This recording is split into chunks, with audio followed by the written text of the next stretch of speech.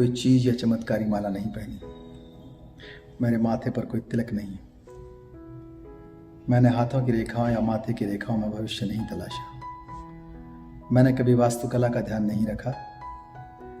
मेरी सफलता के पीछे पूर्व जन्मों का कोई फल नहीं है। मैंने किसी की आरती नहीं उतारी। मैंने माथे पर कोई काला टीका नहीं लगाया। किसी नदी में नहाने से भी मुझे सफलता नहीं मिली। मेरे घर के सामने कोई ढोलक नहीं टंगी है। मैंने किसी धर्म के ठेकेदार को रिश्वत नहीं दी। मैंने कोई मन्नत नहीं मांगी, बलि नहीं चढ़ाई। मैंने कोई मंत्र नहीं पढ़वाया। मैंने कोई हवन नहीं किया। मैंने कोई मुहूर्त भी नहीं निकलवाया। मैंने किसी शक्ति के सामने चढ़ावा नहीं चढ़ाया। किसी के पैरों में गिरकर सफलता प्राप्त नहीं की। मैंने किसी ग्रह के बदलने का इंतजार नहीं किया।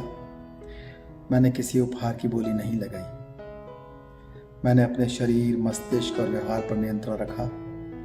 मैंने जीवन में बचपन से ही कड़ी मेहनत की, पढ़ाई की, खूब रुचि और गंभीरता से पढ़ने वाला विद्यार्थी रहा।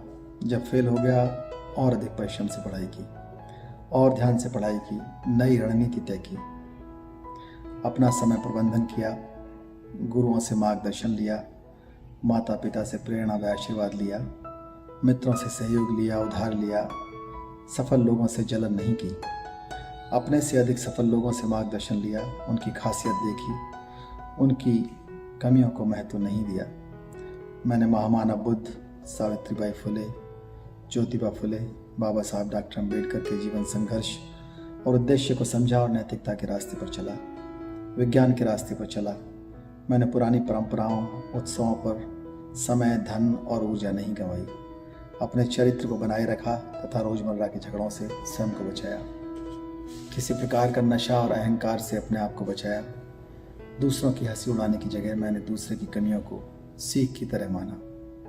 मैंने बाबा साहब के बनाए हुए संविधान द्वारा प्रदत्त जो अधिकार है प्रतिनिधित्व का, उसे लिया।